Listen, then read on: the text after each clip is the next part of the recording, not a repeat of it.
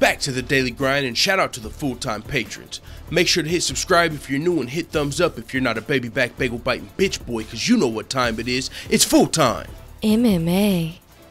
And it's your boy Taco Bell Wani with a great video I think we've got in store here, because we're about to talk about two of the best prospects in the UFC. But first, let's focus on Zabit before we get into you-know-who. Yeah, that's right, my boy Sugar Shano motherfucking Malley. We'll get into that at the end of the video though. And also, I gotta say, if there's not many videos today, actually there's not a lot of UFC news, MMA news coming out, with there being a 3-week break between UFC events. We're not gonna have another UFC event for the next 2 weeks. And that's counting this week. We just had Bellator, and of course we had Cam Sodas, but there was no UFC this week. There's also not any UFC next week, and then the week after that there will be UFC 224, Amanda Nunes versus Raquel Pennington, the pay-per-view. Now with that being said, Zabit Magomedsharipov is his full name, I believe. This is one of the UFC's brightest prospects, if not the brightest prospect. And when I say that, Zabit, he's a guy with his fighting style, just super entertaining. If you get a fucking casual fan over to watch the fights and they see Zabit, they're going to be a fan. Same with Sean O'Malley, of course.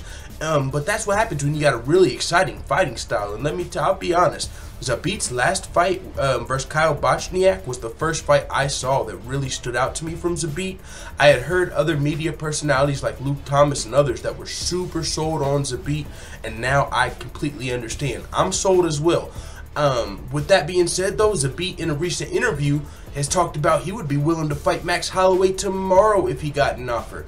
And that's super dope for multiple reasons. I believe Zabit also observes Ramadan like Khabib Nurmagomedov, you know, and Khabib, it looks like he's going to be out for the next 6 months. So this could, I'm not even sure if this is 100% what he's saying when he says this. When he says, I would fight Max Holloway tomorrow, I'm wondering, like, to me, it seems like he's down to fight at any time. I've heard other fighters fight through Ramadan. Some people say, you know, some people don't have the luxury of sitting out through Ramadan. They still have to fight, so they just, like, I forget, they fast in the daytime and eat at night, but they still go through their training camps.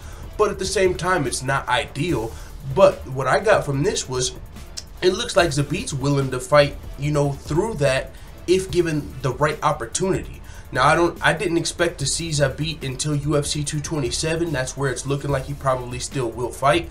But it's dope to hear that he's willing to fight Max Holloway tomorrow, even through Ramadan. Even though I don't know if Ramadan has kicked off this fucking second yet. I don't know. All I know is Khabib's going to be out for like the next 6 months. And Zabit looks like he's down to fight sooner than that, which is dope. But that's not really the part I wanted to focus on this video. Another thing Zabit talked about, and another thing about fighting Max Holloway tomorrow, I would guess anybody that could make weight would fight Max Holloway tomorrow. He is the champion, you know what I'm saying? That's a huge opportunity for anybody. Even if you might not necessarily win the fight, that's a huge opportunity and payday. So that's the right mindset, and that's super dope from Zabit.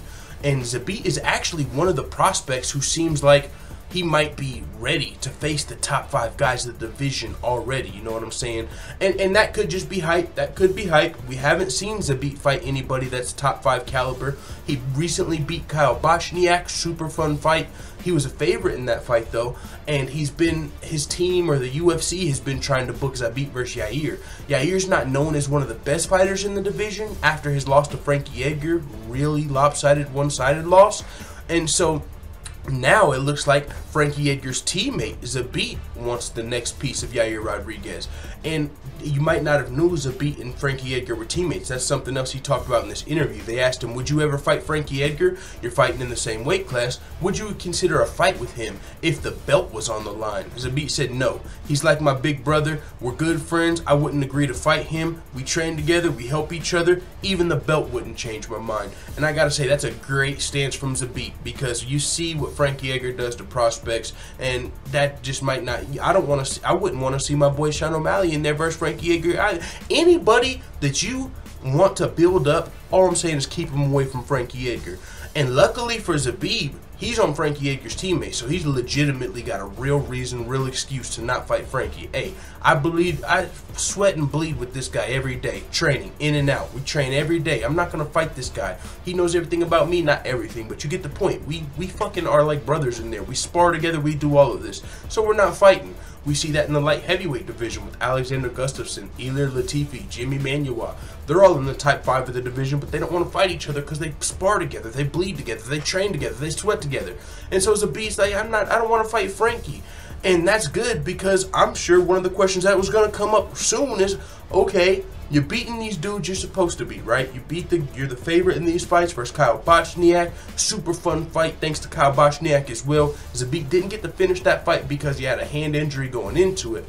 But Zabit is now 3-0 in the UFC. The first 2 guys he fought, they weren't the best in the world, clearly, because he moved up to Kyle Bochniak. Now he's looking to get a ranked opponent. I believe he fought a guy, Mike Santiago, who was coming off Dana White's Tuesday Night Contender Series. But I will say this, when Zabit fought Mike Santiago, he was on a 10-fight winning streak. Now, it was outside of the UFC, but still, he had momentum. He was riding a big winning streak going into his fight with Zabit. It's not like Zabit was fighting a guy that was like 4-5, or a guy like Dylan Dennis last night, who was like fucking 2-4. So, all I'm saying is Zabit's still beating some pretty high-level guys, even though they haven't been the top ranked of the UFC. He's getting some legitimate fight experience, and now he looks like he's ready for a top 15 guy, and even the champion, he's saying. But pump the brakes a little bit, of course. Max Blessed Holloway is going to be fighting Brian Ortega at UFC 226.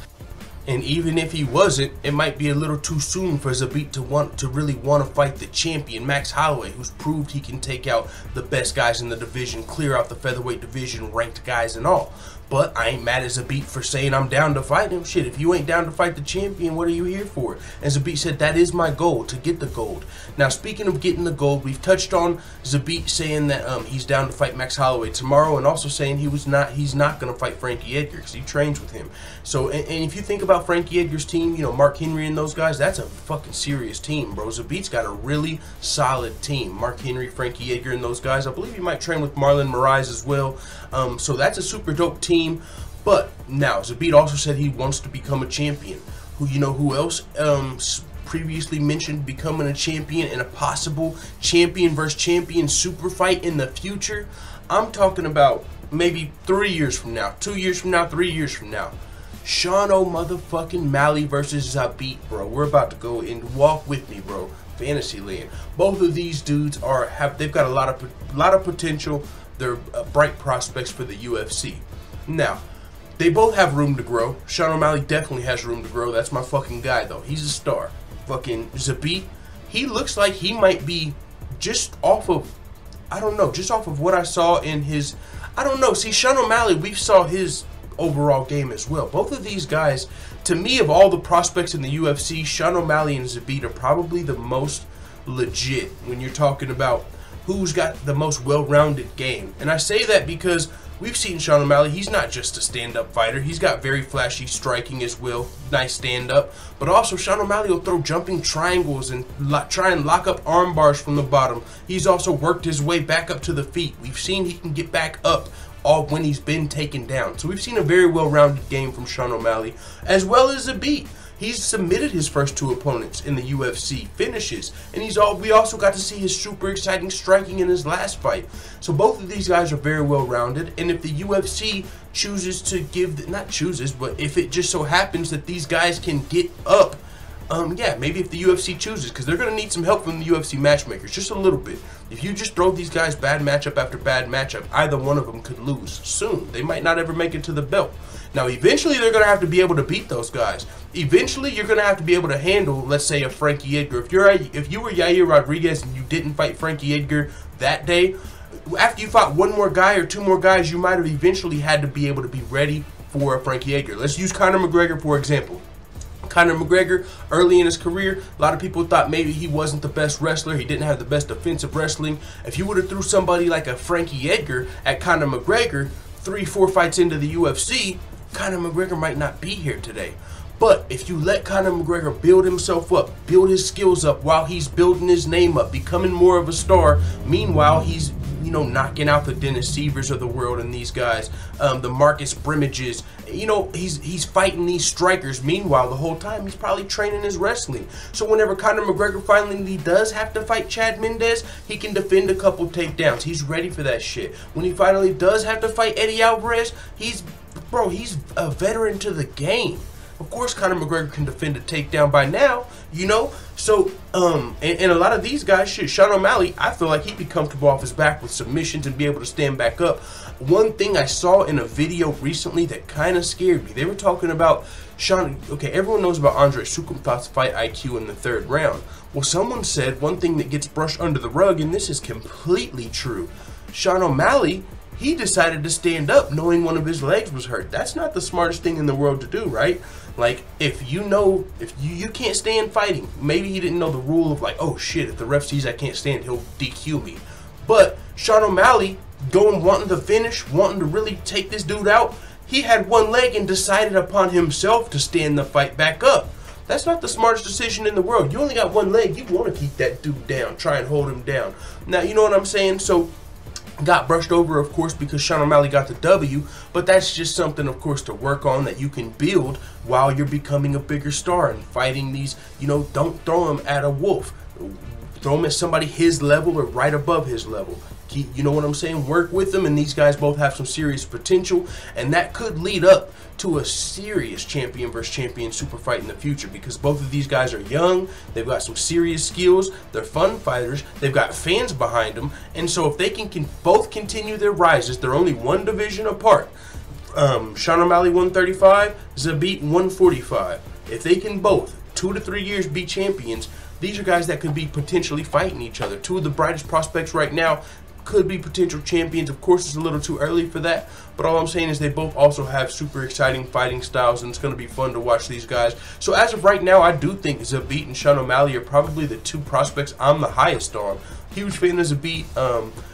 Right now, I don't want to say he's getting catered to, but he's definitely been getting the better matchups en route. But he said also in this same interview, if I can't get Yair Rodríguez, I'll fight anybody in the top 10 or top 15. It ain't like he's just picking on Yair. He explained that Yair would just be a really exciting matchup that he thinks the fans would like to see.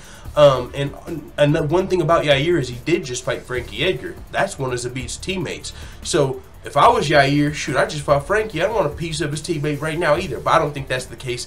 Yair might be wanting to fight earlier than UFC 227. That's what it's looking like. And Zabit, it's looking like the UFC might want to put him on that card. So if we don't end up seeing Yair versus Zabit, it's still going to be fun to watch Zabit's next fight. And as far as Sean O'Malley goes, we're looking at 2 potential huge stars in the UFC. I would say it's fair to say one of these 2 guys is going to be a huge star in the next 2 years, and it could be sooner than that, but one of these 2 guys has the potential to be like Habib or Conor. This could be like Habib versus Okay, you guys get the point. I'm super excited about both of these guys. Wanted to bring you guys this video because there's not a lot to cover. And of course, if you do want to watch more content, I've got more on Patreon for free. Click the link in the description, and I'm sure there's some videos over there that you haven't saw. With that being said, I also covered the most tested athletes in the USADA of 2018. We checked out that whole list. Rashad Evans is tested the most at 8 times. We had our tinfoil hat on for that video. That was really fun. That's over on Patreon. Also, we did a reaction to Dylan Dennis's super cringy, possibly one of the cringiest post-fight interviews you've ever seen. I did a reaction to that over on Patreon. Those are also going to be free 4 days from now. So with that being said, thanks for checking out this video.